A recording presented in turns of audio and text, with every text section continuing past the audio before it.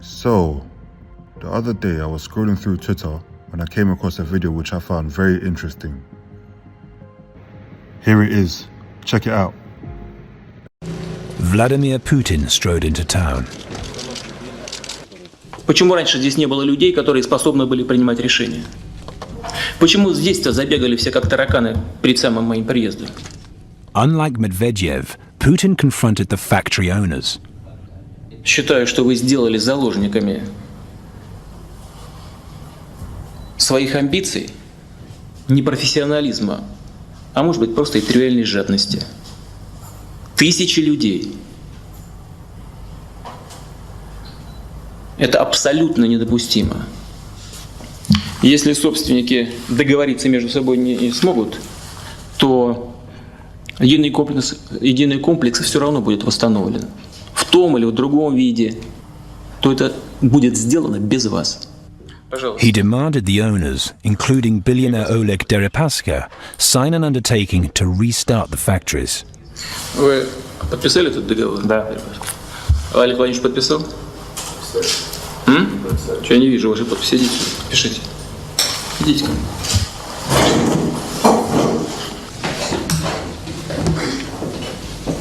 Да, договор.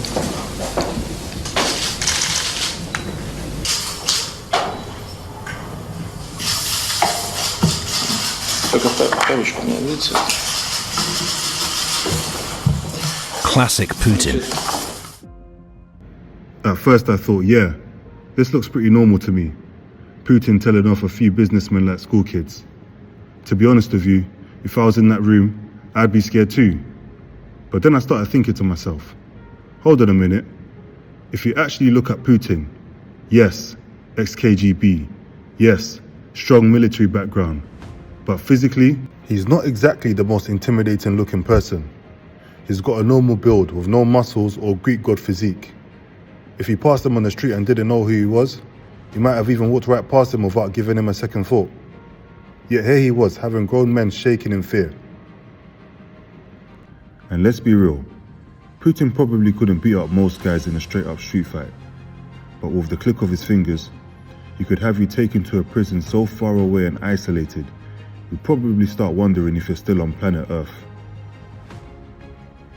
And it's the same with a lot of powerful world leaders. They're usually of average build. And seeing that made me ask myself the question, when did physical strength stop being the main source of power and intimidation? When did men with muscles get overtaken by average looking guys? This question took me down a deep rabbit hole, and at the end of it, I got my answer.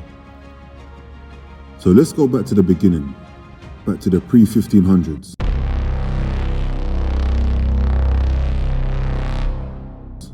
Before there were governments and technology, the world was a very different place and things operated in a far more simple manner. Whoever was the strongest ruled. Strength and muscles weren't just for looking sexy or for Instagram likes. It was a tool to help you survive. If you weren't strong, you could be overpowered. It was tough. Your food, land, wife, and everything you worked for could be taken all in one swoop. And if you resisted and lost, you could be enslaved or killed. In that world, only the strong survived. Truly survival of the fittest. Imagine being born skinny or weak in that era. You could have been growing your crops or raising your family for years, just for someone bigger than you to take everything. Why? Because they can. And even when you fight back, the fights back then were more barbaric than they are now. Today, you could get into a fight, hold a knuckle sandwich, and both parties can walk away fairly intact and able to fight another day. Back then, you could leave a fight with your eye gouged out or an arm missing. Life was one big free-for-all, and I definitely wouldn't have wanted to live in that era. But something really interesting happened around the 1600s. A new toy came into play, and that toy was called the gun.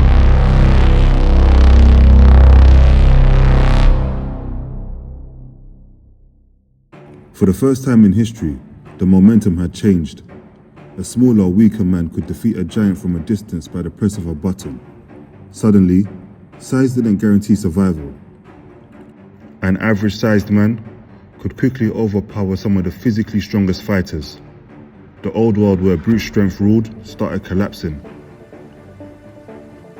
This was the great equalizer, and in some cases the gun had actually enabled the hunter to become the hunted. Some smaller men were not afraid to be on the offense instead of defense.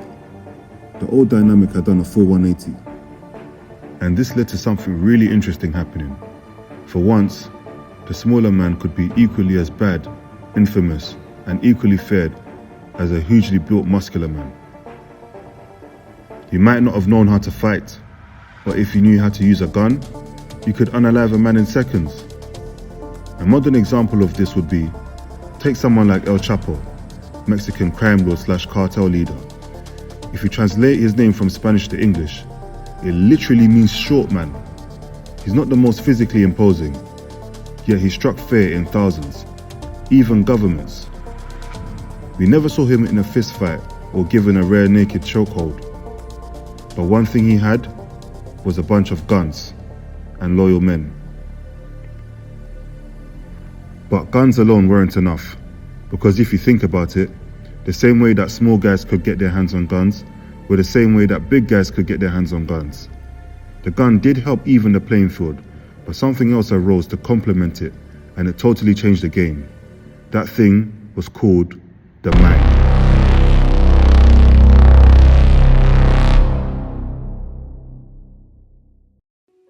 Raw power without direction led to massive casualties.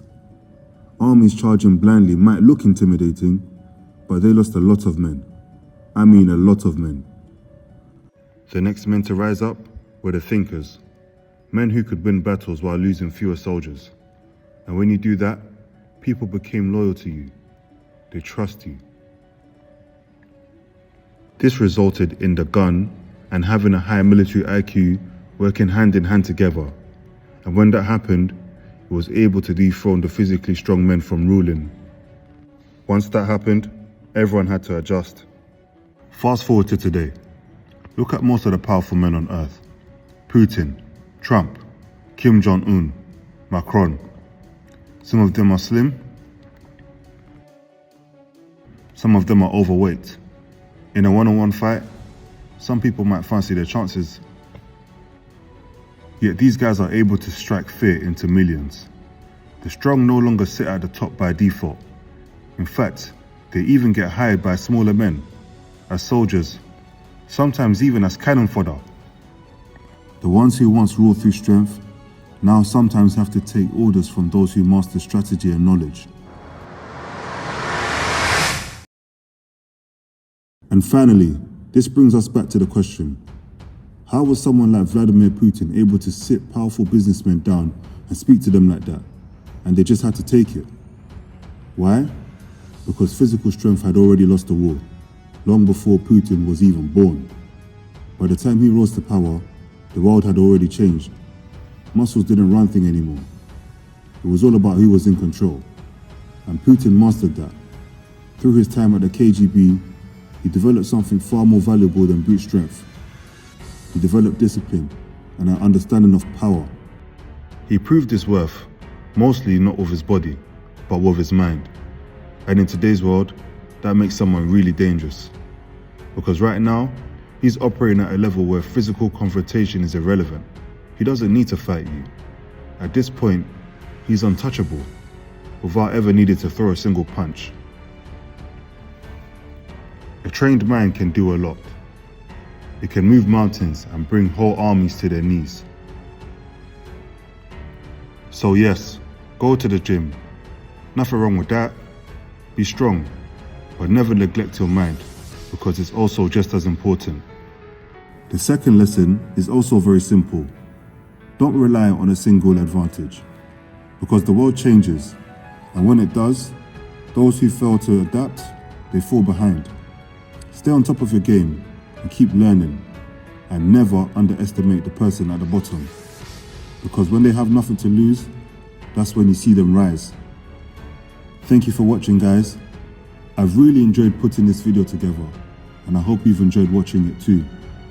There's more where that came from. Please like, share and subscribe, and feel free to comment